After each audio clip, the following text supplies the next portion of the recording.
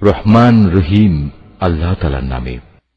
এই যে নবী রাসূলরা রয়েছে, এদের কাউকে কারো উপর আমি বেশি মর্যাদা দান করেছি। এদের মধ্যে এমনও কেউ ছিল যাদের সাথে আল্লাহ তাআলা কথা বলেছেন এবং এর মাধ্যমে কারো মর্যাদা তিনি বাড়িয়ে দিয়েছেন। আমি মরিয়মের ছেলে ঈসাকে কতিপয় উজ্জ্বল নিদর্শন দিয়েছিলাম, অতঃপর পবিত্র রূহের মাধ্যমে তাকে আমি সাহায্য করেছি। আল্লাহ তাআলা চাইলে তাদের আগমনের পর যাদের কাছে এসব উজ্জ্বল নিদর্শন এসেছে তারা কখনো মারামারিতে লিপ্ত হতো না, কিন্তু রাসূলদের পর তারা দলে উপদলে বিভক্ত হয়ে গেল। অতঃপর তাদের মধ্যে কিছু লোক ঈমান আনল, আবার তাদের কিছু লোক আল্লাহ তাআলা ও তার নবীকে অস্বীকার করল। অথচ আল্লাহ পাক চাইলে এরা কেউই যুদ্ধ বিগ্রহে লিপ্ত হতো না, কিন্তু আল্লাহ তাআলা যা চান তাই করেন। হে ঈমানদাররা, তোমরা যারা ঈমান এনেছ, আমার দেয়া ধন সম্পদ থেকে আমার পথে ব্যয় করো সেদিনটি আসার আগে, যেদিন কোনো বেচাকেনা চলবে না, কোন রকম বন্ধুত্ব ভালোবাসাও কাজে আসবে না, না সেদিন কারো কাছ থেকে কোনো সুপারিশ গ্রহণ করা হবে। মূলত এদিনের অস্বীকারীরাই হচ্ছে জালেম। মহান আল্লাহ তাআলা, তিনি ছাড়া দ্বিতীয় কোনো ইলাহ নেই। তিনি চিরঞ্জীব, তিনি অনাদি সত্তা। ঘুম তো দূরের কথা, সামান্য তন্দ্রাও তাকে আচ্ছন্ন করে না। আসমান সমূহ ও জমিনে যা কিছু আছে তার সবকিছুরই একচ্ছত্র মালিকানা তাঁর। কে এমন আছে যে তার দরবারে বিনা অনুমতিতে সুপারিশ করবে? তাদের বর্তমান ভবিষ্যতের সবকিছুই তিনি জানেন। তার জানা বিষয়সমূহের কোনো কিছুই কারো জ্ঞানের সীমা পরিসীমার আয়ত্তাধীন হতে পারে না। তবে কিছু জ্ঞান যদি তিনি কাউকে দান করে থাকেন তবে তা ভিন্ন কথা। তার বিশাল সাম্রাজ্য আসমান জমিনের সবকিছুই পরিবেষ্টন করে আছে। এই উভয়টির হেফাজত করার কাজ কখনো তাকে পরিশ্রান্ত করে না। তিনি পরাক্রমশালী ও অসীম মর্যাদাবান। আল্লাহর দ্বীনের ব্যাপারে কোনো জোর জবরদস্তি নেই, কারণ সত্য এখানে মিথ্যা থেকে পরিষ্কার হয়ে গেছে। তোমাদের মধ্যে যদি কোনো ব্যক্তি বাতিল মতাদর্শকে অস্বীকার করে আল্লাহর দেয়া জীবনাদর্শের উপর ঈমান আনে, সে যেন এর মাধ্যমে এমন এক শক্তিশালী রশি ধরল যা কোনোদিনই ছিঁড়ে যাবার নয়। আল্লাহ তাআলা সবকিছুই শোনেন এবং সবকিছুই জানেন। যারা আল্লাহর উপর ঈমান আনে, আল্লাহ তাআলাই হচ্ছেন তাদের সাহায্যকারী বন্ধু। তিনি জাহেলিয়াতের অন্ধকার থেকে তাদের ঈমানের আলোতে বের করে নিয়ে আসেন। অপরদিকে যারা আল্লাহকে অস্বীকার করে, বাতিল শক্তিসমূহই হয়ে থাকে তাদের সাহায্যকারী। তা তাদের দ্বীনের আলোক থেকে কুফরির অন্ধকারের দিকে নিয়ে যায়। এরাই হচ্ছে প্রকৃতপক্ষে জাহান্নামের অধিবাসী। সেখানে তারা চিরদিন থাকবে। তুমি কি সে ব্যক্তির অবস্থা দেখোনি যে ব্যক্তিকে আল্লাহ তাআলা দুনিয়ার রাষ্ট্র ক্ষমতা দেওয়ার পর সেই ইব্রাহিমের সাথে স্বয়ং মালিকের ব্যাপারে বিতর্কে লিপ্ত হল? বিতর্কের এক পর্যায়ে ইব্রাহিম বলল, আমার মালিক তিনি, যিনি সৃষ্টিকুলকে জীবন দান করেন, মৃত্যু দান করেন। সে বলল, জীবন মৃত্যু তো আমিও দিয়ে থাকি। ইব্রাহিম বলল, আমার আল্লাহ তাআলা পূর্ব দিক থেকে প্রতিদিন সূর্যের উদয় ঘটান। একবার তুমি তা পশ্চিম দিক থেকে বের করে দেখাও তো। এতে সত্য অস্বীকারী ব্যক্তিটি হতভম্ব হয়ে গেল। আসলে আল্লাহ তাআলা জালেম জাতিকে কখনো পথের দিশা দেন না। অথবা ঘটনাটি কি সেই ব্যক্তির মতো যে একটি বস্তির পাশ দিয়ে যাওয়ার সময় যখন দেখল তা বিধ্বস্ত হয়ে আপন অস্তিত্বের উপর মুখ থুবড়ে পড়ে আছে, তখন সে ব্যক্তি বলল, এ মৃত জনপদকে কিভাবে আল্লাহ তাআলা আবার পুনরুজ্জীবন দান করবেন? এক পর্যায়ে আল্লাহ তাআলা সত্যি সত্যি তাকে মৃত্যু দান করলেন এবং এভাবেই তাকে 100 বছর ধরে মৃত ফেলে রাখলেন। অতঃপর তাকে পুনরায় জীবিত করলেন। এবার জিজ্ঞেস করলেন, বলতে পারো তুমি কতকাল মৃত অবস্থায় কাটিয়েছ? সে বলল, আমি একদিন কিংবা একদিনের কিছু অংশ মৃত অবস্থায় কাটিয়েছি। আল্লাহ তাআলা বললেন, বরং এমনি অবস্থায় তুমি 100 বছর কাটিয়ে দিয়েছ। তাকিয়ে দেখো তোমার নিজস্ব খাবার ও পানীয়ের দিকে, দেখবে তা বিন্দুমাত্র পচেনি। তোমার গাধাটির দিকেও দেখো, তাও একই অবস্থায় আছে। আমি এসব এজন্যই দেখালাম যেন আমি তোমাকে মানুষদের জন্য পরকালীন জীবনের একটি জীবন্ত প্রমাণ হিসেবে উপস্থাপন করতে পারি। এই মৃত জীবের হাড় পাঁজরগুলোর দিকে তাকিয়ে দেখো, তুমি নিজেই দেখতে পাবে আমি কিভাবে তা একটার সাথে আরেকটা জোড়া লাগিয়ে নতুন জীবন দিয়েছি। অতঃপর কিভাবে তাকে আমি গোশতের পোশাক পরিয়ে দিয়েছি। অতএব এভাবে আল্লাহর দেখানো এ বিষয়টি যখন তার কাছে পরিষ্কার হয়ে গেল, তখন সে বলে উঠল, আমি এটা জানি, অবশ্যই আল্লাহ তাআলা সব কিছুর উপর ক্ষমতাবান। আরো স্মরণ করো যখন ইব্রাহিম বলল, হে মালিক, মৃতকে তুমি কিভাবে পুনরায় জীবিত করো তা আমাকে একটু দেখিয়ে দাও। আল্লাহ তাআলা বললেন, কেন, না দেখে কি তুমি বিশ্বাস করো না? ইব্রাহিম বলল, হ্যাঁ প্রভু, আমি বিশ্বাস করি, কিন্তু এর দ্বারা আমার মন একটু সান্ত্বনা পাবে, এই যা। আল্লাহ তাআলা বললেন, তুমি বরং এক কাজ করো, 4টি পাখি ধরে আনো, অতঃপর আস্তে আস্তে এই পাখিগুলোকে তোমার কাছে পোষ মানিয়ে নাও, যাতে ওদের নাম তোমার কাছে পরিচিত হয়ে যায়। তারপর তাদের শরীর কেটে কয়েক টুকরায় ভাগ করো, তাদের কাটা এক একটি টুকরো এক একটি পাহাড়ের উপর রেখে এসো। অতঃপর ওদের সবার নাম ধরে তুমি ডাকো, দেখবে জীবন্ত পাখিতে পরিণত হয়ে ওরা তোমার কাছে দৌড়ে আসবে। তুমি জেনে রাখো, আল্লাহ তাআলা মহা শক্তিশালী, বিজ্ঞ, কুশলী। যারা নিজেদের ধন সম্পদ আল্লাহ তাআলার পথে খরচ করে, তাদের উদাহরণ হচ্ছে একটি বীজের মতো, যে বীজটি বপন করার পর তা থেকে একে একে 7টি শীষ বেরুল, আবার এর প্রতিটি শীষে রয়েছে 100 শস্য দানা। আসলে আল্লাহ তাআলা যাকে চান তাকে বহু গুণ বৃদ্ধি করে দেন। আল্লাহ তাআলা অনেক প্রশস্ত, অনেক বিজ্ঞ। যারা আল্লাহ তাআলার পথে নিজেদের ধন সম্পদ ব্যয় করে এবং ব্যয় করে তা প্রচার করে বেড়ায় না, খোঁটা দেয় না এবং কষ্টও দেয় না, এজন্য তাদের মালিকদের কাছে তাদের জন্য পুরস্কার সংরক্ষিত রয়েছে। শেষ বিচারের দিন এদের কোনো ভয় নেই, তাদের সেদিন দুশ্চিন্তাগ্রস্ত হতে হবে না। একটুখানি সুন্দর কথা বলা এবং উদারতা দেখিয়ে ক্ষমা করে দেয়া সেই দানের চাইতে অনেক ভালো, যে দানের পরিণামে কষ্টই আসে। আল্লাহ তাআলা কারোরই মুখাপেক্ষী নন, তিনি পরম ধৈর্যশীল বটে। হে ঈমানদার বান্দারা, তোমরা উপকারের খোঁটা দিয়ে এবং অনুগৃহীত ব্যক্তিকে কষ্ট দিয়ে তোমাদের দান সদকা বরবাদ করে দিও না, ঠিক সেই হতভাগ্য ব্যক্তির মতো যে শুধু লোক দেখানোর উদ্দেশ্যেই দান করে, সে আল্লাহ তাআলা ও পরকালের উপর বিশ্বাস করে না। তার দানের উদাহরণ হচ্ছে যেন একটি মসৃণ শিলাখণ্ডের উপর কিছু মাটির আবরণ পড়ল, সেখানে মুষলধারে বৃষ্টিপাত হল, অতঃপর তা পাথরটিকে শক্ত করিয়ে রেখে গেল। দান খয়রাত করে তারা যা কিছু অর্জন করল, তা দিয়ে তারা কিছুই করতে পারল না। আর যারা আল্লাহকে বিশ্বাস করে না, আল্লাহ তাআলা তাদের কখনো সঠিক পথ দেখান না। অপরদিকে যারা আল্লাহ তাআলার সন্তুষ্টির জন্য এবং নিজেদের মানসিক অবস্থা আল্লাহর পথে সুদৃঢ় রাখার জন্য নিজেদের ধন সম্পদ ব্যয় করে, তাদের উদাহরণ হচ্ছে যেন তা কোনো উঁচু পাহাড়ের উপত্যকায় একটি সুসজ্জিত ফসলের বাগান। যদি সেখানে প্রবল বৃষ্টিপাত হয় তাহলে ফসলের পরিমাণ দ্বিগুণ হয়, আর প্রবল বৃষ্টিপাত না হলেও বৃষ্টির শিশির বিন্দুগুলোই ফসলের জন্য যথেষ্ট হয়। আল্লাহ তাআলা ভালো করে পর্যবেক্ষণ করেন তোমরা কে কি কাজ করো।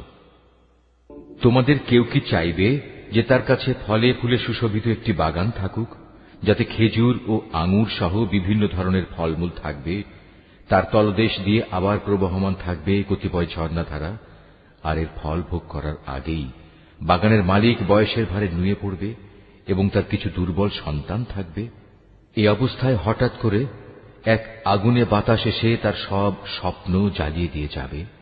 এভাবেই আল্লাহ তাআলা তার নিদর্শনগুলো তোমাদের কাছে সুস্পষ্টভাবে বর্ণনা করেন, যাতে তোমরা আল্লাহ তাআলার এসব কথার উপর চিন্তা গবেষণা করতে পারো। হে ঈমানদার লোকেরা, তোমরা নিজেরা যা অর্জন করেছ সে পবিত্র সম্পদ এবং যা আমি জমিনের ভেতর থেকে তোমাদের জন্য বের করে এনেছি, তার থেকে একটি উৎকৃষ্ট অংশ আল্লাহর পথে ব্যয় করো। আল্লাহর জন্য এমন নিকৃষ্টতম জিনিসগুলো বেছে রেখে তার থেকে ব্যয় করো না, যা অন্যরা তোমাদের দিলে তোমরা তা গ্রহণ করবে না। অবশ্য যা কিছু তোমরা অনিচ্ছাকৃতভাবে গ্রহণ করো তা আলাদা। তোমরা জেনে রেখো, আল্লাহ তাআলা তোমাদের দানের মুখাপেক্ষী নন। সব প্রশংসার মালিক তো তিনিই। শয়তান সব সময় তোমাদের অভাব অনটনের ভয় দেখাবে এবং সে নানাবিধ অশ্লীল কর্মকাণ্ডের আদেশ দেবে। আর আল্লাহ তাআলা তোমাদের তার কাছ থেকে অসীম বরকত ও ক্ষমার প্রতিশ্রুতি দিচ্ছেন এবং সেদিকেই তিনি তোমাদের ডাকছেন। আল্লাহ তাআলা প্রাচুর্যময় ও সম্যক অবগত। আল্লাহ তাআলা যাকে চান তাকে একান্তভাবে তার পক্ষ থেকে বিশেষ জ্ঞান দান করেন। আর যে ব্যক্তিকে আল্লাহ তাআলার সেই বিশেষ জ্ঞান দেওয়া হল, সে যেন মনে করে তাকে প্রচুর কল্যাণ দান করা হয়েছে। আর প্রজ্ঞা সম্পন্ন ব্যক্তি ছাড়া আল্লাহর এসব কথা থেকে অন্য কেউ কোন শিক্ষায় গ্রহণ করতে পারে না। তোমরা যা কিছু খরচ করো আর যা কিছু খরচ করার জন্য মানত করো, আল্লাহ তাআলা অবশ্যই তা ভালো করেই জানেন। জালেমদের আসলেই কোনো সাহায্যকারী নেই। আল্লাহ তাআলা সন্তুষ্টির জন্য তোমরা যা কিছু দান করো তা যদি প্রকাশ্যভাবে মানুষদের সামনে করো তা ভালো কথা, তাতে কোনো দোষ নেই। তবে যদি তোমরা তা মানুষদের কাছে গোপন রাখো এবং চুপে চুপে অসহায়দের দিয়ে দাও, তা হবে তোমাদের জন্য উত্তম। এ দানের কারণে আল্লাহ তাআলা তোমাদের বহুবিধ গুনাহ খাতা মুছে দেবেন। আর তোমরা যাই করো না কেন, আল্লাহ তাআলা সবকিছু সম্পর্কে ওয়াকিবহাল রয়েছেন।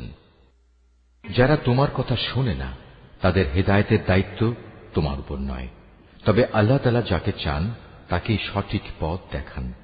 তোমরা যা দান সদকা করো, এটা তোমাদের জন্য কল্যাণকর, কারণ তোমরা তো এজন্যই খরচ করো যেন আল্লাহর সন্তুষ্টি অর্জন করতে পারো। তোমরা আজ যা কিছু দান করবে, আগামীকাল তার পুরোপুরি পুরস্কার তোমাদের আদায় করে দেয়া হবে। সেদিন তোমাদের উপর কোন রকম জুলুম করা হবে না।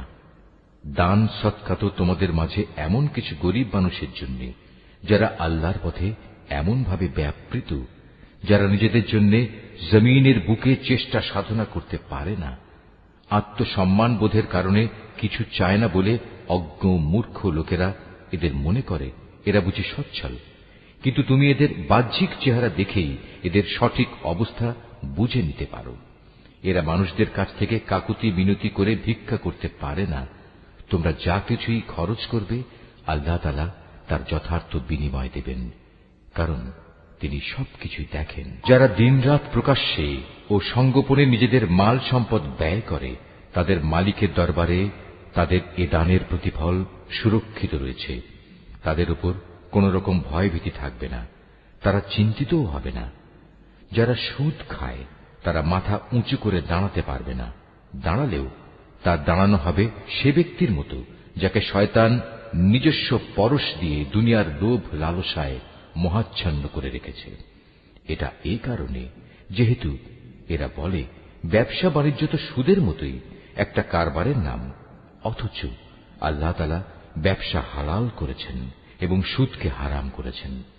তাই তোমাদের যার যার কাছে তার মালিকের পক্ষ থেকে সুদ সংক্রান্ত এই উপদেশ পৌঁছেছে, সে অতঃপর সুদের কারবার থেকে বিরত থাকবে।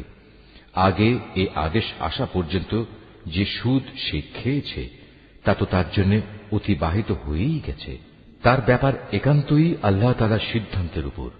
কিন্তু এরপর যে ব্যক্তি আবার সুদী কারবারে ফিরে আসবে, তারা অবশ্যই জাহান্নামের অধিবাসী হবে, সেখানে তারা চিরদিন থাকবে। আল্লাহ তাআলা সুদ নিশ্চিহ্ন করেন, অপরদিকে দান সৎকার পবিত্র কাজকে তিনি উত্তরোত্তর বৃদ্ধি করেন। আল্লাহ তাআলা তার নিয়ামতের প্রতি অকৃতজ্ঞ পাপিষ্ঠ ব্যক্তিদের কখনো পছন্দ করেন না। তবে যারা সত্যিকার অর্থে আল্লাহ তাআলার উপর ঈমান এনেছে এবং ভালো কাজ করেছে, নামাজ প্রতিষ্ঠা করেছে, যাকাত আদায় করেছে, তাদের সেদিন কোনো ভয় থাকবে না, তারা সেদিন চিন্তিতও হবে না। হে ঈমানদার লোকেরা, তোমরা সুদের ব্যাপারে আল্লাহকে ভয় করো। আগের সুদী কারবারের যেসব বকেয়া আছে তোমরা তা ছেড়ে দাও, যদি সত্যিই তোমরা আল্লাহর উপর ঈমান আনো। যদি তোমরা এমনটি না করো, তাহলে অতঃপর আল্লাহ তাআলা ও তাঁর রাসূলের পক্ষ থেকে তোমাদের বিরুদ্ধে যুদ্ধের ঘোষণা থাকবে। আর যদি এখনো তোমরা আল্লাহর দিকে ফিরে আসো, তাহলে তোমরা তোমাদের মূলধন ফিরে পাবার অধিকারী হবে। সুদী কারবার দ্বারা অন্যের উপর জুলুম করো না, তোমাদের উপরও অতঃপর সুদের জুলুম করা হবে না। সে ঋণ গ্রহীতা ব্যক্তি কখনো যদি অভাবগ্রস্ত হয়ে পড়ে তাহলে তার উপর চাপ দিও না, বরং তার সচ্ছলতা ফিরে আসা পর্যন্ত তাকে অবকাশ দাও। আর যদি তা মাফ করে দাও তাহলে তা হবে তোমাদের জন্য অতি উত্তম কাজ। যদি তোমরা ভালোভাবে জানো তাহলে তাই করো। সেদিনটিকে ভয় করো যেদিন তোমাদের সবাইকে আল্লাহর দিকে ফিরিয়ে নেওয়া হবে। সেদিন প্রত্যেক মানব সন্তানকে জীবনভর কামাই করা পাপ পুণ্যের পুরোপুরি ফলাফল দিয়ে দেয়া হবে। কার ওপর সেদিন কোন ধরনের জুলুম করা হবে না। হে ঈমানদার বান্দারা, তোমরা যখন পরস্পরের সাথে নির্দিষ্ট একটি সময়ের জন্য ঋণের চুক্তি করো তখন তা লিখে রাখো। তোমাদের মধ্যকার যে কোনো একজন লেখক সুবিচারের ভিত্তিতে এ চুক্তিনামা লিখে দেবে। যাকে আল্লাহ তাআলা লেখা শিখিয়েছেন সে যেন কখনো লিখতে অস্বীকৃতি না জানায়। লেখার সময় ঋণ গ্রহীতা লেখককে বলে দেবে কি কি শর্ত সেখানে লিখতে হবে। এ পর্যায়ে লেখককে অবশ্যই তার মালিক আল্লাহ তাআলাকে ভয় করা উচিত। চুক্তিনামা লেখার সময় লক্ষ্য রাখতে হবে তার কিছু যেন বাদ না পড়ে। যদি সে ঋণ গ্রহীতা অজ্ঞ, মূর্খ এবং সব দিক থেকে দুর্বল হয়, অথবা চুক্তিনামার কথাবার্তা বলে দেওয়ার ক্ষমতাই তার না থাকে, তাহলে তার পক্ষ থেকে তার কোনো অভিভাবক ন্যায়ানুগ পন্থায় বলে দেবে কি কি কথা লিখতে হবে। তদুপরি তোমাদের মধ্যে থেকে দুইজন পুরুষকে এ চুক্তিপত্রে সাক্ষী বানিয়ে নিও। যদি দুইজন পুরুষ একত্রে পাওয়া না যায় তাহলে একজন পুরুষ এবং দুজন মহিলা সাক্ষী হবে, যাতে করে তাদের একজন ভুলে গেলে দ্বিতীয়জন তাকে স্মরণ করিয়ে দিতে পারে। এমন সব লোকদের মধ্যে থেকে সাক্ষী নিতে হবে যাদের উভয় পক্ষ পছন্দ করবে। সাক্ষীদের যখন সাক্ষী প্রদানের জন্য ডাকা হবে তখন তারা তা অস্বীকার করবে না। লেনদেনের সময় পরিমাণ ছোট হোক কিংবা বড় হোক, দিনক্ষণ সহ তা লিখে রাখার ব্যাপারে অবহেলা করো না। এটা আল্লাহর কাছে ন্যায্যতর ও সাক্ষ্য দানের ক্ষেত্রে অধিক মজবুত ভিত্তির উপর প্রতিষ্ঠিত, এবং পরবর্তীকালে যাতে তোমরা সন্দিগ্ধ না হও তার সমাধানের জন্যও এটা নিকটতর পন্থা। যা কিছু তোমরা নগদ হাতে হাতে আদান প্রদান করো তা সব সময় না লিখলেও তোমাদের কোনো ক্ষতি নেই, তবে ব্যবসায়িক লেনদেনের সময় অবশ্যই সাক্ষী রাখবে। দলিলের লেখক ও চুক্তিনামার সাক্ষীদের কখনো তাদের মত বদলানোর জন্য কষ্ট দেয়া যাবে না। তারপরেও তোমরা যদি তাদের এ ধরনের যাতনা প্রদান করো তাহলে জেনে রেখো তা হবে তোমাদের জন্য একটি মারাত্মক গুনাহ। এ ব্যাপারে আল্লাহ তাআলা তোমাদের সব কিছুই শিখিয়ে দিচ্ছেন, কেননা আল্লাহ তাআলা সব কিছুই জানেন। যদি তোমরা কখনো সফরে থাকো এবং এ কারণে ঋণের চুক্তি লেখার মতো কোনো লেখক না পাও, তাহলে চুক্তি লেখার বদলে কোনো জিনিস বন্ধক রেখে দাও। যখন তোমাদের কোনো ব্যক্তি অপর ব্যক্তিকে কোনো বন্ধকি জিনিসের ব্যাপারে বিশ্বাস করে, এমতাবস্থায় যে ব্যক্তিকে বিশ্বাস করা হয়েছে তার উচিত সেই আমানত যথাযথ ফেরত দেয়া এবং আমানতের ব্যাপারে আল্লাহ তাআলাকে ভয় করা, যিনি তার মালিক। তোমরা কখনো সাক্ষ্য গোপন করো না। যে ব্যক্তি তা গোপন করে সে অবশ্যই অন্তরের দিক থেকে পাপিষ্ঠ সাব্যস্ত হয়। বস্তুত আল্লাহ তাআলা তোমাদের যাবতীয় কাজকর্মের ব্যাপারে সম্যক অবগত রয়েছেন। আসমান জমিনে যা কিছু আছে তা সবই আল্লাহ তাআলার জন্য। তোমরা তোমাদের মনের ভেতরে যা কিছু আছে তা যদি প্রকাশ করো কিংবা তা গোপন করো, আল্লাহ তাআলা একদিন তোমাদের কাছ থেকে এর পুরোপুরি হিসাব গ্রহণ করবেন। এরপর তিনি যাকে ইচ্ছা তাকে মাফ করে দেবেন, আবার যাকে ইচ্ছা তাকে তিনি শাস্তি দেবেন। আল্লাহ তাআলা সব কিছুর উপর ক্ষমতাবান। আল্লাহর রসুল সে বিষয়ের উপর ঈমান এনেছে যা তার উপর তার মালিকের পক্ষ থেকে নাযিল করা হয়েছে, আর যারা সে রসুলের উপর বিশ্বাস স্থাপন করেছে তারাও সে একই বিষয়ের উপর ঈমান এনেছে। এরা সবাই ঈমান এনেছে আল্লাহর উপর, তার ফেরেশতাদের উপর, তার কিতাব সমূহের উপর, তার রসুলদের উপর। তারা বলে, আমরা তার পাঠানো নবী রসুলদের কারো মাঝে কোন রকম পার্থক্য করি না। আর তারা বলে, আমরা তো আল্লাহর নির্দেশ শুনেছি এবং তা মেনেও নিয়েছি। হে আমাদের মালিক, আমরা তোমার ক্ষমা চাই এবং আমরা জানি আমাদের একদিন তোমার কাছেই ফিরে যেতে হবে। আল্লাহ তাআলা কখনো কাউকেই তার শক্তি সামর্থ্যের বাইরে কোনো কাজের দায়িত্ব চাপিয়ে দেন না। সে ব্যক্তির জন্য ততটুকু বিনিময় রয়েছে যতটুকু সে এ দুনিয়ায় সম্পন্ন করবে। আবার সে যতটুকু মন্দ দুনিয়ায় অর্জন করেছে তার উপর তার ততটুকু শাস্তি পতিত হবে। অতএব হে মোমেন ব্যক্তিরা, তোমরা এই বলে দোয়া করো, হে আমাদের মালিক, যদি আমরা কিছু ভুলে যাই, কোথাও যদি আমরা কোনো ভুল করে বসি, তার জন্য তুমি আমাদের পাকড়াও করো না। হে আমাদের মালিক, আমাদের পূর্ববর্তী জাতিদের উপর যে ধরনের বোঝা তুমি চাপিয়েছিলে তা আমাদের উপর চাপিও না।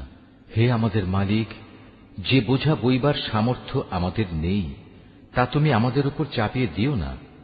তুমি আমাদের উপর মেহেরবানি করো, তুমি আমাদের মাফ করে দাও, আমাদের উপর তুমি দয়া করো। তুমি আমাদের একমাত্র আশ্রয়দাতা বন্ধু।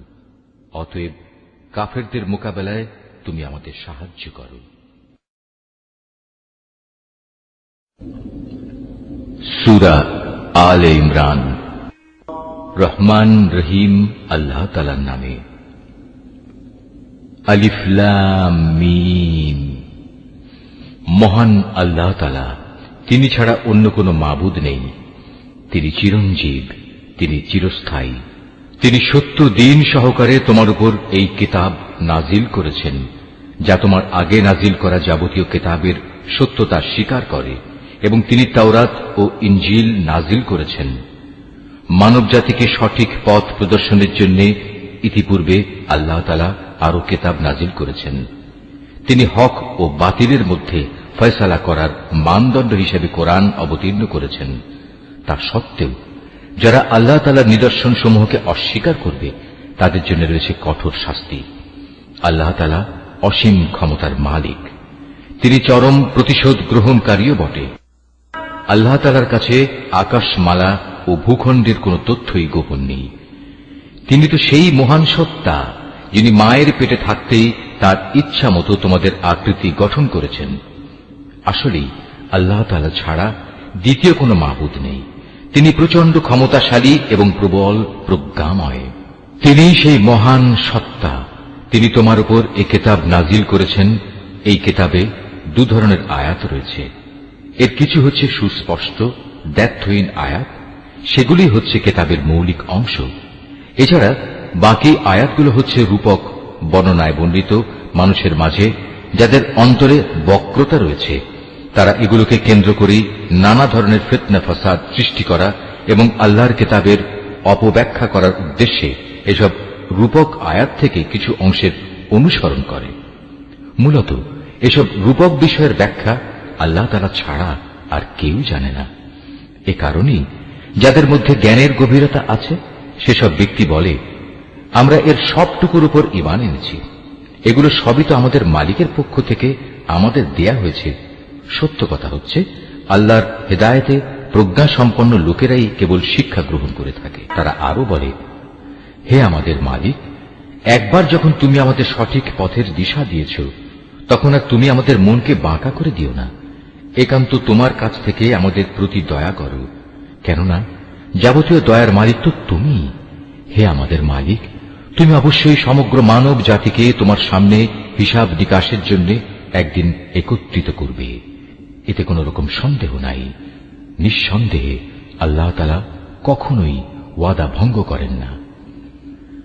যারা আল্লাহ তাআলা ও তাঁর বিধান অস্বীকার করেছে তাদের ধন সম্পদ ও সন্তান সন্ততি আল্লাহর আযাব থেকে তাদের বাঁচানোর ব্যাপারে কোনই উপকারে আসবে না। পরিণামে তারাই হবে জাহান্নামের ইন্ধন। তাদের পরিণতি হবে ফিরআউন ও তাদের পূর্ববর্তী নাফরমান জাতিসমূহের মতো। তারা আমার আয়াতসমূহ মিথ্যা প্রতিপন্ন করেছিল। অতএব তাদের অপরাধের কারণে আল্লাহ তাআলা তাদের শক্ত করে পাকড়াও করলেন। বস্তুত শাস্তি প্রয়োগে আল্লাহ তাআলা অত্যন্ত কঠোর। হে নবী, যারা আল্লাহকে অস্বীকার করে সেসব বিদ্রোহী কাফেরদের তুমি বলে দাও, অচিরেই তোমরা এই দুনিয়ায় লাঞ্ছিত পরাজিত হবে এবং পরকালে তোমাদের জাহান্নামের আগুনের কাছে জড়ো করা হবে। আর জাহান্নাম তা তো হচ্ছে অত্যন্ত নিকৃষ্ট অবস্থান। সে দল দুটোর মধ্যে তোমাদের জন্য শিক্ষণীয় কিছু নিদর্শন মজুদ ছিল। যারা বদরের সম্মুখ সমরে একে অপরের সামনাসামনি হয়েছিল। এদের মধ্যে এক বাহিনী লড়ছিল আল্লাহর দ্বীনের পথে, আর অপর বাহিনীটি ছিল অবিশ্বাসী কাফেরদের। এই সম্মুখ সমর তারা চর্মচক্ষু দিয়ে তাদের প্রতিপক্ষকে তাদের দ্বিগুণ দেখতে পাচ্ছিল। তারপরেও আল্লাহ তাআলা যাকে চান তাকে সাহায্য ও বিজয় দান করেন। এসব ঘটনার মাঝে সেসব লোকের জন্য অনেক কিছু শেখার আছে যারা অন্তর্দৃষ্টি সম্পন্ন। নারী জাতি, সন্তান সন্ততি, কাঁড়ি কাঁড়ি সোনা রূপা, পছন্দসই ঘোড়া, গৃহপালিত জন্তু ও জমিনের ফসল সব সময়ই মানব সন্তানের জন্য লোভনীয় করে রাখা হয়েছে। এসব হচ্ছে পার্থিব জীবনের ভোগের সামগ্রী মাত্র। স্থায়ী জীবনের উৎকৃষ্ট আশ্রয় তো একমাত্র আল্লাহ তাআলার কাছেই রয়েছে।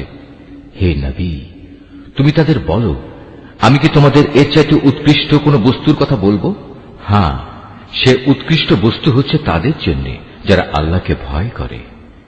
এমন সব লোকদের জন্য তাদের মালিকের কাছে রয়েছে মনোরম জান্নাত, যার পাদদেশ দিয়ে প্রবাহমান থাকবে অগণিত ঝর্ণাধারা, এবং তারা সেখানে অনাদিকাল থাকবে। আরো থাকবে তাদের পূত পবিত্র সঙ্গী ও সঙ্গিনীরা। সর্বোপরি থাকবে আল্লাহ তাআলার অনাবিল সন্তুষ্টি। আল্লাহ তাআলা নিজ বান্দাদের কার্যকলাপের উপর সর্বদা সতর্ক দৃষ্টি রাখেন। যারা বলে, হে আমাদের মালিক, আমরা অবশ্যই তোমার উপর ঈমান এনেছি, অতঃপর আমাদের যা গুনাহখাতা হয়ে যায় তা তুমি মাফ করে দাও, এবং শেষ বিচারের দিন তুমি আমাদের জাহান্নামের আগুন থেকে বাঁচিয়ে দিও। এরা হচ্ছে ধৈর্যশীল এবং সত্যাশ্রয়ী। এরাই অনুগত এবং দানশীল। সর্বোপরি এরা হচ্ছে শেষ রাতে কিংবা উষা লগ্নে ক্ষমা প্রার্থনাকারী। আল্লাহ তাআলা স্বয়ং সাক্ষ্য দিচ্ছেন, তিনি ছাড়া অন্য কোন মাবুদ নেই। ফেরেশতারা এবং জ্ঞানবান মানুষেরাও এই একই সাক্ষ্য দিচ্ছে। আল্লাহ তাআলাই একমাত্র ন্যায় ও ইনসাফ কার্যকর করেন। তিনি ছাড়া দ্বিতীয় কোন মাবুদ নাই। তিনি পরাক্রমশালী, তিনি প্রজ্ঞাময়। নিঃসন্দেহে মানুষের জীবন বিধান হিসেবে আল্লাহ তাআলার কাছে ইসলামই একমাত্র গ্রহণযোগ্য ব্যবস্থা। যাদের আল্লাহর পক্ষ থেকে কিতাব দেওয়া হয়েছিল, তারা এই জীবন বিধান থেকে বিচ্যুত হয়ে নিজেরা একে অপরের প্রতি বিদ্বেষ ও হিংসার বশবর্তী হয়ে বিভিন্ন দলে উপদলে বিভক্ত হয়ে মতানৈক্যে লিপ্ত হয়ে পড়েছিল। তাও আবার তাদের কাছে আল্লাহর পক্ষ থেকে সঠিক জ্ঞান আসার পর যে ব্যক্তি আল্লাহর বিধান অস্বীকার করবে তার জানা উচিত অবশ্যই আল্লাহ তাআলা দ্রুত হিসাব গ্রহণকারী। যদি এসব মানুষ তোমার সাথে এ ব্যাপারে কোনরূপ বিতর্কে লিপ্ত হয়, তাহলে তুমি তাদের বলে দাও, আমি এবং আমার অনুসারীরা সবাই আল্লাহর কাছে আত্মসমর্পণ করে নিয়েছি। অতঃপর যাদের আল্লাহর পক্ষ থেকে কিতাব দেওয়া হয়েছে এবং যারা কোনো কিতাব না পেয়ে মূর্খ থেকে গেছে, তাদের সবাইকে জিজ্ঞাসা করো, তোমরা কি সবাই আল্লাহর কাছে আত্মসমর্পণ করেছ? হ্যাঁ, তারা যদি জীবনের সর্বক্ষেত্রে আল্লাহর আনুগত্য মেনে নেয়, তাহলে তারা তো সঠিক পথ পেয়েই গেল। কিন্তু তারা যদি ঈমান থেকে মুখ ফিরিয়ে নেয়, তাহলে মনে রেখো, তোমার দায়িত্ব হচ্ছে কেবল আমার কথা পৌঁছে দেয়া। আল্লাহ তাআলা বান্দাদের কর্মকাণ্ড পর্যবেক্ষণ করছেন। নিঃসন্দেহে যারা আল্লাহর নাজিল করা নিদর্শন সমূহ অস্বীকার করে, যারা অন্যায়ভাবে নবীদের হত্যা করে এবং মানব জাতিকে যারা ন্যায় ও ইনসাফ মেনে চলার আদেশ দেয় তাদের হত্যা করে, এদের তুমি এক কঠোর শাস্তির সুসংবাদ দাও। এদের অবস্থা হচ্ছে দুনিয়া আখিরাত উভয় স্থানেই এদের কর্ম ব্যর্থ নিষ্ফল হয়ে গেছে, আর এ কারণেই এদের কোথাও কোনো সাহায্যকারী থাকবে না। হে নবী, তুমি তাদের সম্পর্কে চিন্তা করে দেখেছ কি, যাদের আমার কিতাবের কিছু অংশ দেয়া হয়েছিল, অতঃপর তাদের যখন আল্লাহর কিতাবের সে অংশের দিকে ডাকা হল যা তাদের মধ্যকার অমীমাংসিত বিষয়সমূহের মীমাংসা করে দেবে, তখন তাদের একদল লোক এ হেদায়েত থেকে মুখ ফিরিয়ে নিল। মূলত এরাই হচ্ছে সেসব লোক যারা আল্লাহর ফয়সালা থেকে পরান্মুখ থাকে। এটা এ কারণে যে এ নির্বোধ লোকেরা বলে, দোজখের আগুন আমাদের শরীর কখনো স্পর্শ করবে না, আর যদি একান্ত করেও তা হবে হাতে গোনা কয়েকটি দিনের ব্যাপার মাত্র। মূলত তাদের নিজেদের ধর্ম বিশ্বাসের মাঝে নিজেদের মন গড়া ধারণাই তাদের প্রতারিত করে রেখেছে। অতঃপর সেদিন অবস্থান কেমন হবে, যেদিন আমি সমগ্র মানব সন্তানকে একত্রিত করব, যেদিন সম্পর্কে কোনো দ্বিধা সন্দেহের অবকাশ নেই। সেদিন প্রত্যেক মানব সন্তানকেই তার নিজস্ব অর্জিত বিনিময় পুরোপুরি দিয়ে দেয়া হবে এবং সেদিন কার উপর বিন্দুমাত্র জুলুম করা হবে না। হে নবী, তুমি বলো, হে রাজাধিরাজ মহান আল্লাহ, তুমি যাকে ইচ্ছা তাকে সাম্রাজ্য দান করো, আবার যার কাছ থেকে চাও তা কেড়েও নিয়ে যাও। যাকে ইচ্ছা তুমি সম্মানিত করো, যাকে ইচ্ছা তুমি অপমানিত করো। সব রকমের কল্যাণ তো তোমার হাতেই নিবদ্ধ। নিশ্চয়ই তুমি সবকিছুর উপর একক ক্ষমতাবান। তুমি রাতকে দিনের মাঝে শামিল করো, আবার দিনকে রাতের ভেতর শামিল করো। প্রাণহীন বস্তু থেকে তুমি যেমন প্রাণের আবির্ভাব ঘটাও, আবার প্রাণহীন অসাড় বস্তু বের করে আনো প্রাণ সর্বস্ব জীব থেকে, এবং যাকে ইচ্ছা তুমি বিনা হিসেবে রিজিক দান করো। ইমানদার ব্যক্তিরা কখনো ইমানদারদের বদলে অবিশ্বাসী কাফেরদের নিজেদের বন্ধু বানাবে না। যদি তোমাদের কেউ তা করে, তবে আল্লাহর সাথে তার কোনো সম্পর্কই থাকবে না। হ্যাঁ, তাদের কাছ থেকে কোনো আশঙ্কা থাকলে তোমরা নিজেদের বাঁচাতে গেলে ভিন্ন কথা। আল্লাহ তাআলা তো বরং তার নিজের ব্যাপারেই তোমাদের ভয় দেখাচ্ছেন বেশি, কারণ তোমাদের আল্লাহর কাছেই ফিরে যেতে হবে। হে নবী, তুমি বলো, তোমরা তোমাদের মনের ভেতর কিছু গোপন করে রাখো কিংবা তা সবার সামনে প্রকাশ করে দাও, তা আল্লাহ তাআলা ভালোভাবে অবগত হন। আসমান, জমিন ও এর আভ্যন্তরীণ সবকিছু তিনি জানেন। সর্বোপরি আল্লাহ তাআলা সৃষ্টি লোকের সবকিছুর উপর ক্ষমতাবান। তিনি সকল শক্তির আধার। যেদিন প্রত্যেকেই তার ভালো কাজ সামনে হাজির দেখতে পাবে, যে ব্যক্তির কৃতকর্ম খারাপ থাকবে সে সেদিন কামনা করতে থাকবে যে তার মধ্যে এবং বিচারের এই দিনটির মাঝে যদি দুস্তর একটা তফাৎ থাকত। আল্লাহ তাআলা তো তোমাদের তার ক্ষমতা ও শাস্তি থেকে ভয় দেখাচ্ছেন, কারণ আল্লাহ তাআলা তার বান্দাদের সাথে অত্যন্ত অনুগ্রহশীল। হে নবী, তুমি বলো, তোমরা যদি আল্লাহ তাআলাকে ভালোবাসো তাহলে আমার কথা মেনে চলো, তাহলে আল্লাহ তাআলাও তোমাদের ভালোবাসবেন এবং তিনি তোমাদের গুনাহ খাতা মাফ করে দেবেন। আল্লাহ তাআলা অত্যন্ত ক্ষমাশীল ও দয়াবান। তুমি আরো বলো, তোমরা আল্লাহ তাআলা ও তার রাসূলের কথা মেনে চলো। এ আহ্বান সত্ত্বেও তারা যদি এ থেকে মুখ ফিরিয়ে নেয়, তুমি জেনে রেখো আল্লাহ তাআলা কখনো কাফেরদের পছন্দ করেন না। অবশ্যই আল্লাহ তাআলা আদম, নূহ এবং ইব্রাহিমের বংশধর ও ইমরানের বংশধরদের সৃষ্টিগুলির উপর নেতৃত্ব করার জন্য বাছাই করে নিয়েছেন। নেতৃত্বে সমাসীন এদের সন্তানরা বংশানুক্রমে পরস্পর পরস্পরের বংশধর। আল্লাহ তাআলা সবার কথাবার্তা শুনতে পান এবং সব কথা তিনি জানেন। স্মরণ করো, যখন ইমরানের স্ত্রী বলল, হে আমার মালিক, আমার গর্ভে যে সন্তান আছে তাকে আমি স্বাধীনভাবে তোমার দ্বীনের কাজ করার জন্য উৎসর্গ করলাম। তুমি আমার পক্ষ থেকে এই সন্তানটিকে কবুল করে নাও। অবশ্যই তুমি সব কথা শোনো এবং সব বিষয়ে জানো।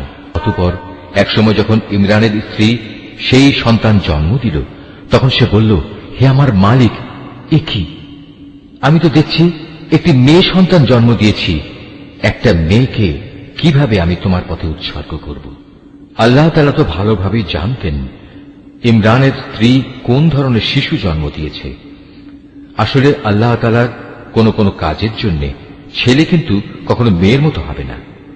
ইমরানের স্ত্রী বলল, আমি এই শিশুর নাম রাখলাম মারিয়াম, এবং আমি এই শিশু ও তার অনাগত সন্তানকে অভিশপ্ত শয়তানের অনিষ্ট থেকে রক্ষার জন্য তোমার কাছে আশ্রয় চাই। আল্লাহ তাআলা ইমরানের স্ত্রীর দোয়া কবুল করলেন এবং এ মেয়েটিকে অত্যন্ত আগ্রহ ভরেই গ্রহণ করে নিলেন এবং ধীরে ধীরে এই মেয়েটিকে তিনি ভালোভাবে গড়ে তুললেন। আর সেজন্যই আল্লাহ তাআলা তাকে জাকারিয়ার তত্ত্বাবধানে রেখে দিলেন। বড় হবার পর যখনই জাকারিয়া তার কাছে তার নিজস্ব ইবাদতের কক্ষে যেত, তখনই দেখতে পেত সেখানে কিছু খাবার মজুদ রয়েছে। খাবার দেখে জাকারিয়া জিজ্ঞেস করত, হে মারিয়াম, এসব খাবার তোমার কাছে কোত্থেকে আসে? মারিয়াম জবাব দিত, এসব আসে আমার মালিক আল্লাহর কাছ থেকে। আর অবশ্যই আল্লাহ তাআলা যাকে চান তাকে বিনা হিসেবে রিজিক দান করেন। সেখানে দাঁড়িয়েই জাকারিয়া তার মালিকের কাছে দোয়া করল, হে আমার মালিক, তুমি তোমার কাছ থেকে আমাকে তোমার অনুগ্রহের প্রতীক হিসেবে একটি নেক সন্তান দান করো। নিশ্চয়ই তুমি মানুষের ডাক শোনো। ফেরেশতারা তাকে ডাক দিল এমন এক সময়ে যখন সে ইবাদতের কক্ষে নামাজ আদায় করছিল, ফেরেশতারা বলল, হে জাকারিয়া, আল্লাহ তাআলা তোমার ডাক শুনেছেন। অবশ্যই আল্লাহ তাআলা তোমাকে ইয়াহিয়ার জন্ম সম্পর্কে সুসংবাদ দিচ্ছেন। তোমার সে সন্তান আল্লাহর পক্ষ থেকে তার বাণীর সত্যায়ন করবে। সে হবে সমাজের নেতা, সে হবে সচ্চরিত্রবান, সে হবে নবী, সর্বোপরি সে হবে সৎ কর্মশীল ব্যক্তিদের একজন। এ কথা শুনে জাকারিয়া বলল, হে আমার মালিক, আমার ঘরে ছেলে হবে কিভাবে? একে তো আমি নিজে বার্ধক্যে উপনীত হয়ে গেছি, তদুপরি আমার স্ত্রীও বন্ধা, সন্তান ধারণে সম্পূর্ণ অক্ষম। আল্লাহ তাআলা বললেন, হ্যাঁ, এভাবেই হয়। আল্লাহ তাআলা যা চান তাই তিনি করেন। জাকারিয়া নিবেদন করল, হে মালিক, তুমি আমার জন্য এর কিছু পূর্ব লক্ষণ ঠিক করে দাও। আল্লাহ তাআলা বললেন, হ্যাঁ, তোমার সে লক্ষণ হবে এই যে তুমি 3 দিন 3 রাত পর্যন্ত মানুষের সাথে ইশারা ইঙ্গিত ছাড়া কথাবার্তা বলবে না। এই অবস্থায় তুমি তোমার মালিককে বেশি বেশি স্মরণ করবে এবং সকাল সন্ধ্যায় তার পবিত্র নামসমূহের তসবিহ পাঠ করতে থাকবে। রুকু 5। অতঃপর মরিয়ম বয়প্রাপ্ত হল। আল্লাহর ফেরেশতারা যখন বলল, হে মরিয়ম, আল্লাহ তাআলা নিঃসন্দেহে তোমাকে একটি বিশেষ কাজের জন্য বাছাই করেছেন এবং এজন্য তোমাকে তিনি পবিত্র করেছেন এবং বিশ্বের নারীকুলের উপর তিনি তোমাকে সম্মানিত করেছেন। হে মরিয়ম, এর যোগ্য হওয়ার জন্য তুমি সর্বদা তোমার মালিকের অনুগত হও, তার কাছে আনুগত্যের মাথা নত করো। রুকুকারীদের সাথে তুমিও আল্লাহর সামনে রুকু করো। হে নবী, এ সবই ছিল তোমার জন্য অদৃশ্য লোকের সংবাদ।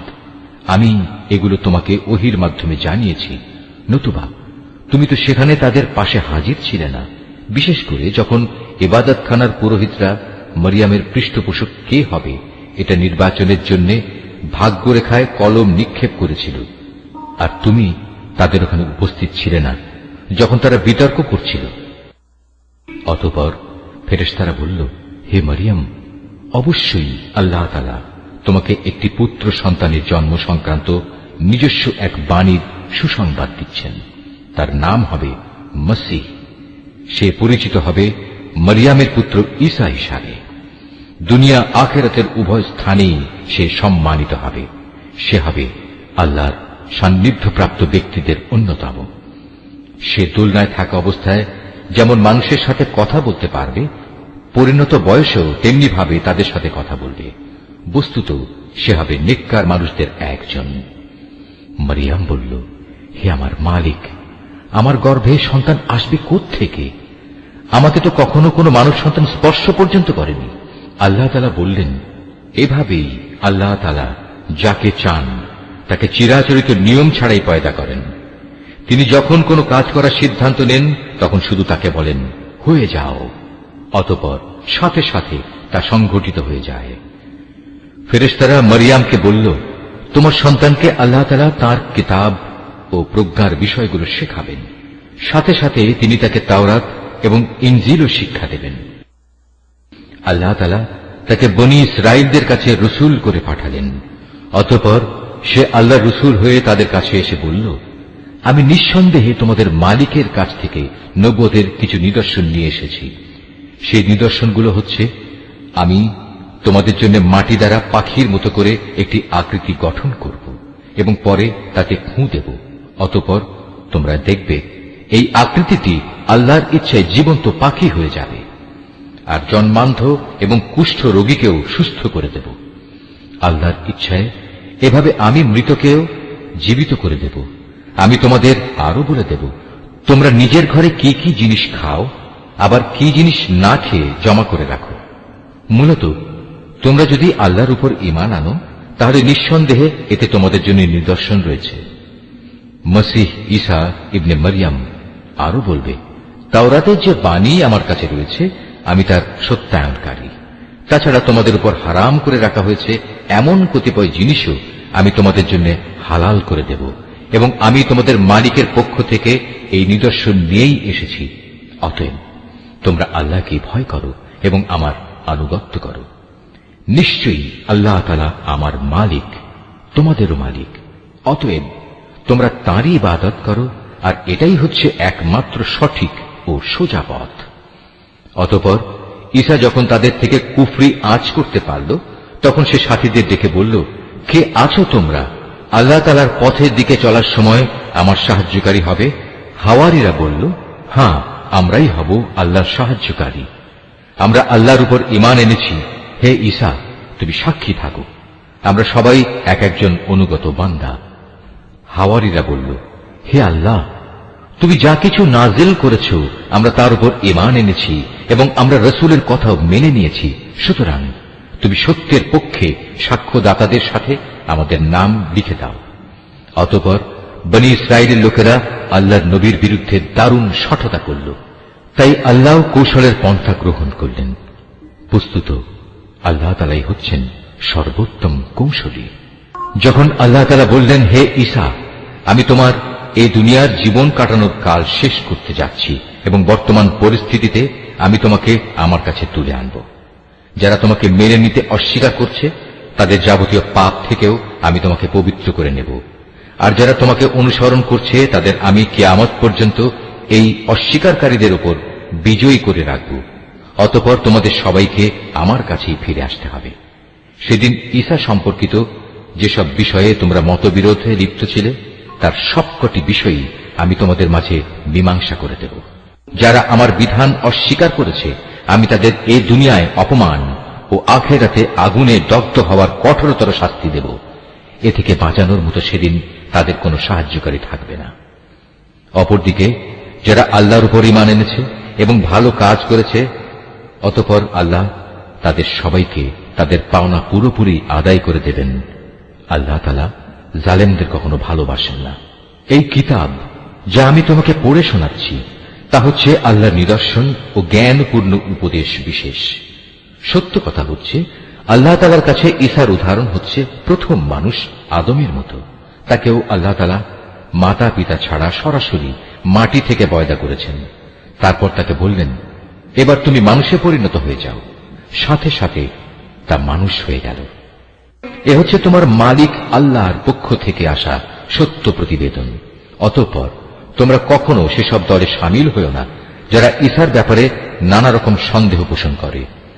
এ বিষয়ে আল্লাহর কাছ থেকে সঠিক জ্ঞান আসার পরেও যদি কেউ তোমার সাথে খামোখা ঝগড়া বিবাদ ও তর্ক করতে চায়, তাহলে তুমি তাদের বলে দাও, এসো আমরা সবাই এ ব্যাপারে একমত হই।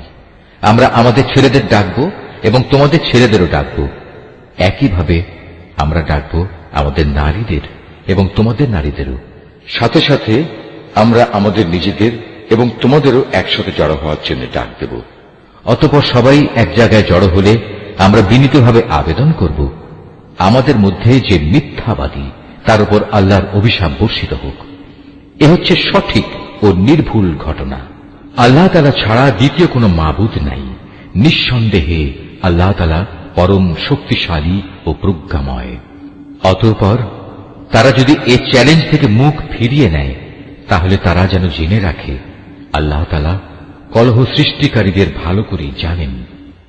হে নবী, তুমি বলো, হে কিতাবধারীরা, এসো আমরা উভয় একমত হই এমন এক কথায় যা আমাদের কাছে এক ও অভিন্ন, এবং সে কথাটি হচ্ছে আমরা উভয়ই আল্লাহ তাআলা ছাড়া অন্য কারো ইবাদত করব না এবং তার সাথে অন্য কিছুকে অংশীদার বানাবো না। সর্বোপরি এক আল্লাহ তাআলা ছাড়া আমরা আমাদের মাঝেও একে অপরকে প্রভু বলে মেনে নেব না। অতঃপর তারা যদি এ থেকে মুখ ফিরিয়ে নেয়, তাহলে তাদের তুমি বলে দাও, তোমরা সাক্ষী থেকো, আমরা আল্লাহর সামনে আনুগত্যের মাথা নত করে দিয়েছি।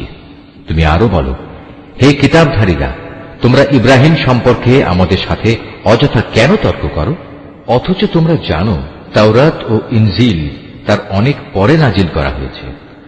তোমরা কি একথা বুঝতে পারছো না? হ্যাঁ, এর কয়েকটি বিষয়ে তোমাদের হয়তো কিছু কিছু জানাশোনা ছিল এবং সে বিষয়ে তো তোমরা তর্ক বিতর্কও করলে, কিন্তু যেসব বিষয়ে তোমাদের কোনো জ্ঞানই নেই সেসব বিষয়ে তোমরা বিতর্কে লিপ্ত হচ্ছ কেন? আল্লাহ তাআলা তো সবকিছু জানেন, তোমরা কিছুই জানো না। সঠিক ঘটনা হচ্ছে ইব্রাহিম না ছিল ইহুদি না ছিল খ্রিস্টান, বরং সে ছিল একজন একনিষ্ঠ মুসলিম। সে কখনো মুশরিকদের দলভুক্ত ছিল না। মানুষদের ভেতর ইব্রাহিমের সাথে ঘনিষ্ঠতম সম্পর্কের বেশি অধিকার তো আছে সেসব লোকের, যারা তার অনুসরণ করেছে। এই নবী ও তার উপর ঈমান আনয়নকারী হচ্ছে ইব্রাহিমের ঘনিষ্ঠতম ব্যক্তি। মূলত আল্লাহ তাআলা একমাত্র তাদেরই সাহায্যকারী পৃষ্ঠপোষক যারা তার উপর ঈমান আনে। এই কিতাবধারীদের একটি দল বিভ্রান্তি সৃষ্টি করে তোমাদের কোনো না কোনোভাবে পথভ্রষ্ট করে দিতে চায়, যদিও তাদের এ বোধটুকু নেই যে তাদের এসব কর্মপন্থা তাদের নিজেদের ছাড়া অন্য কোনো ব্যক্তিকেই পথভ্রষ্ট করতে পারবে না। হে কিতাবধারীরা, তোমরা জেনে বুঝে কেন আল্লাহর আয়াত ও তার বিধান অস্বীকার করছ, অথচ এই ঘটনাসমূহের সত্যতার সাক্ষ্য তো তোমরা নিজেরাই বহন করছ। হে কিতাবধারীরা, কেন তোমরা হককে বাতিলের সাথে মিশিয়ে দিচ্ছ? এতে করে তোমরা তো সত্যকেই গোপন করে দিচ্ছ, অথচ এটা যে সত্যের একান্ত পরিপন্থী তা তোমরা ভালো করেই জানো। আহলে কিতাবদের মধ্যে থেকে একদল নির্বোধ তাদের নিজেদের লোকদের বলে, মুসলমানদের উপর যা কিছু অবতীর্ণ হয়েছে তোমরা সকালবেলায় তার উপর ঈমান আনো এবং বিকেলবেলায় গিয়ে তা অস্বীকার করো। এর ফলে তারা সম্ভবত ঈমান থেকে ফিরে আসবে। যারা তোমাদের জীবন বিধানের অনুসরণ করে এমন সব লোকজন ছাড়া অন্য কারো কথাই তোমরা মেনে নিও না। হে নবী, তুমি বলে দাও, একমাত্র হেদায়েত হচ্ছে আল্লাহর হেদায়েত। তোমরা একথা মনে করো না যে তোমাদের যে ধরনের ব্যবস্থা দেওয়া হয়েছে তেমন ধরনের কিছু অন্য কাউকেও দেওয়া হবে এবং সে সূত্র ধরে অন্য লোকেরা তোমাদের মালিকের দরবারে তোমাদের বিরুদ্ধে কোন রকম যুক্তিতর্ক খাড়া করবে। হে নবী, তুমি তাদের বলে দাও, হেদায়েতের এ অনুগ্রহ তো আল্লাহর হাতেই। তিনি যাকে ইচ্ছা তাকেই তা দান করেন। আল্লাহ তাআলা বিশাল প্রজ্ঞা সম্পন্ন। নিজের দয়া দিয়ে তিনি যাকে ইচ্ছা তাকে হিদায়াতের জন্য খাস করে নেন। বস্তুত আল্লাহ তাআলা হচ্ছেন অসীম দয়া ও অনুগ্রহের মালিক। আহলে কিতাবদের মধ্যে এমন লোকও আছে, তুমি যদি তাদের কাছে ধন সম্পদের এক স্তূপ আমানত রাখো, তারা চাওয়া মাত্রই তা তোমাকে ফেরত দেবে। আবার এদের মধ্যে এমন কিছু লোকও আছে যাদের কাছে যদি একটি দিনারও তুমি রাখো, তারা তা তোমাকে ফিরিয়ে দেবে না। হ্যাঁ, যদি এজন্যে তোমরা তাদের উপর চেপে বসতে পারো তাহলে সেটা ভিন্ন। এটা এই কারণে যে এরা বলে, এই অইহুদি অশিক্ষিত লোকদের ব্যাপারে আমাদের উপর কোনো বাধ্যবাধকতা নেই। এভাবেই এরা বুঝে শুনে আল্লাহর উপর মিথ্যা কথা বলে। অবশ্য যে ব্যক্তি আল্লাহর সাথে সম্পাদিত প্রতিশ্রুতি রক্ষা করে চলে, অতঃপর সে ব্যাপারে সাবধানতা অবলম্বন করে, তাদের জন্য সুখবর হচ্ছে আল্লাহ তাআলা সাবধানী লোকদের খুব ভালোবাসেন। যারা নিজেদের আল্লাহর সাথে সম্পাদিত প্রতিশ্রুতি ও শপথ সমূহ সামান্য বৈষয়িক মূল্যে বিক্রি করে দেয়, পরকালে তাদের জন্য আল্লাহর পুরস্কারের কোনো অংশই থাকবে না। সেদিন এদের সাথে আল্লাহ তাআলা কোনো কথাবার্তা বলবেন না, এমনকি সেদিন আল্লাহ তাআলা তাদের দিকে তাকিয়েও দেখবেন না এবং আল্লাহ তাআলা তাদের পাক পবিত্রও করবেন না। সত্যি এদের জন্য রয়েছে কঠোর পীড়াদায়ক আযাব। এদের মধ্যে এমন কিছু লোকও আছে যারা কিতাবের কোনো অংশ যখন পড়ে তখন নিজেদের জিহ্বাকে এমনভাবে এদিক সেদিক করে নেয় যাতে তোমরা মনে করতে পারো যে সে সত্যি বুঝি তা কিতাবের কোনো অংশ, কিন্তু তা কিতাবের কোনো অংশই নয়। তারা আরো বলে, এটা আল্লাহর কাছ থেকেই এসেছে, কিন্তু আসলে তা আল্লাহর কাছ থেকে আসা কিছু নয়। এরা জেনে শুনে আল্লাহর উপর মিথ্যা কথা বলে চলেছে। কোন মানব সন্তানের পক্ষেই এটা সম্ভব নয় যে আল্লাহ তাআলা তাকে তার কিতাব, প্রজ্ঞা ও নবুয়ত দান করবেন। অতঃপর সে লোকদের ডেকে বলবে, তোমরা আল্লাহকে ছেড়ে এখন সবাই আমার বান্দা হয়ে যাও। বরং সে তো নবুয়ত প্রাপ্তির পর এ কথাই বলবে, তোমরা সবাই তোমাদের মালিকের বান্দা হয়ে যাও। এটা এই কারণে যে তোমরাই মানুষদের এই কিতাব শেখাচ্ছিলে এবং তোমরা নিজেরাও তাই অধ্যয়ন করছিলে। আল্লাহর ফেরেশতা ও তার নবীদের প্রতিপালক রূপে স্বীকার করে নিতে এ ব্যক্তি তোমাদের কখনো আদেশ দেবে না। একবার আল্লাহর অনুগত মুসলমান হবার পর সে কিভাবে তোমাদের পুনরায় কুফরির আদেশ দিতে পারে? আল্লাহ তাআলা যখন তার নবীদের কাছ থেকে প্রতিশ্রুতি নিয়েছিলেন তখন তিনি বলেছিলেন, এ হচ্ছে কিতাব ও তার ব্যবহারিক জ্ঞান কৌশল যা আমি তোমাদের দান করলাম। অতঃপর তোমাদের কাছে যখন আমার কোন রসূল আসবে যে তোমাদের কাছে রক্ষিত আগের কিতাবের সত্যায়ন করবে, তখন তোমরা অবশ্যই তার আনিত বিধানের উপর ঈমান আনবে এবং তাকে সাহায্য করবে। আল্লাহ তাআলা জিজ্ঞাসা করলেন, তোমরা কি এ কথার উপর আমার এ অঙ্গীকার গ্রহণ করেছ? তারা বলল, হ্যাঁ, আমরা মেনে চলার অঙ্গীকার করছি। আল্লাহ তাআলা বললেন, তাহলে তোমরা সাক্ষী থেকো এবং আমিও তোমাদের সাথে এ অঙ্গীকারে সাক্ষী হয়ে রইলাম। অতঃপর যারা তা ভঙ্গ করে এ থেকে মুখ ফিরিয়ে নেবে তারা অবশ্যই বিদ্রোহী বলে পরিগণিত হবে। তারা কি আল্লাহর দেয়া জীবন ব্যবস্থার বদলে অন্য কোন বিধানের সন্ধান করছে? অথচ আসমান জমিনে যা কিছু আছে, ইচ্ছায় হোক কিংবা অনিচ্ছায় হোক, আল্লাহ তাআলার বিধানের সামনে আত্মসমর্পণ করে আছে এবং প্রত্যেককে তো তাঁর কাছেই ফিরে যেতে হবে। হে নবী, তুমি বলো, আমরা আল্লাহর উপর ঈমান এনেছি আমাদের উপর যা নাজিল করা হয়েছে তার উপর। ইব্রাহিম, ইসমাইল, ইসহাক, ইয়াকুব ও তাদের অন্যান্য বংশধরদের প্রতি যা কিছু নাজিল করা হয়েছে তার উপরও আমরা ঈমান এনেছি। আমরা আরো ঈমান এনেছি মুসা, ঈসা এবং অন্য নবীদের তাদের মালিকের পক্ষ থেকে যা কিছু দেওয়া হয়েছে তার উপরও। আল্লাহর এ নবীদের কারো মাঝেই আমরা কোনো ধরনের তারতম্য করি না। মূলত আমরা সবাই হচ্ছি আল্লাহর কাছে আত্মসমর্পণকারী মুসলমান। যদি কেউ ইসলাম ছাড়া নিজের জন্য অন্য কোন জীবন বিধান অনুসন্ধান করে তবে তার কাছ থেকে সে উদ্ভাবিত ব্যবস্থা কখনো গ্রহণ করা হবে না। পরকালে সে চরম ব্যর্থ হবে। বলো, যারা ঈমানের আলো পাওয়ার পর কুফরি করেছে, আল্লাহ তাআলা তাদের কিভাবে আবার আলোর পথ প্রদর্শন করবেন? অথচ এর আগে এরাই সাক্ষ্য দিয়েছিল যে আল্লাহর রসুল সত্য এবং এ রসুলের মাধ্যমেই এদের কাছে উজ্জ্বল নিদর্শন সমূহ এসেছিল। আসলে আল্লাহ তাআলা কখনো সীমা লঙ্ঘনকারী ব্যক্তিদের সঠিক পথ প্রদর্শন করেন না। এসব সীমা লঙ্ঘনজনিত কার্যকলাপের একমাত্র প্রতিদান হিসেবে তাদের উপর আল্লাহ তাআলা তাঁর ফেরেশতা ও অন্য সব মানুষের অভিশাপ বর্ষিত হবে। সে অভিশপ্ত স্থান হচ্ছে জাহান্নাম। সেখানে তারা অনাদিকাল ধরে পড়ে থাকবে। এক মুহূর্তের জন্যও তাদের উপর শাস্তির মাত্রা কমানো হবে না, না আযাব থেকে তাদের একটুখানি বিরাম দেওয়া হবে। তবে তাদের কথা আলাদা, যারা এসব কিছুর পর তওবা করেছে এবং তারপর নিজেদের সংশোধন করে নিয়েছে।